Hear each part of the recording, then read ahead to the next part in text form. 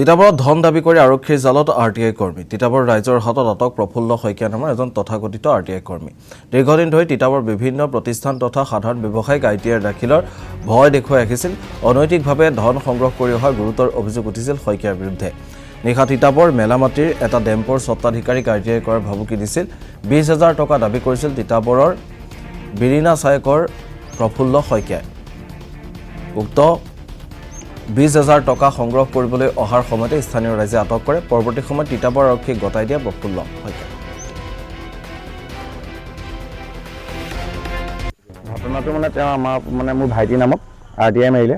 মাৰোতে আমাৰ যিখিনি তথ্য দিব লাগে আমাৰ ডেম্পৰ নামত মাৰিছিলে। তাৰপৰা আমি সেইখিনি কাগজ আমি ধৰক আপোনাৰ দিলোঁ জমা দিয়াৰ পাছত তেওঁ ভাইটিক লগ কৰিব বিচাৰিছিলে। ভাইটি লগ কৰিলে, কৰাৰ পাছত মোৰ লগত গৈছিলোঁ। তেওঁ আমাক ক'লে আমি বোলে টকা 20,000 লাগিব। তো 20,000 আমি কি ভিত্তিত দিম বোলো, কাগজ তোমালোকৰ ফেইল। বোলো কাগজ আমাৰ গাঁওবুঢ়াৰ কাগজ আছে, আমাৰ পঞ্চায়তৰ কাগজ, এইবিলাক বোলে চব ৰাজনৈতিক কাগজ। বোলো তেনেকুৱা কথাটো নহয়।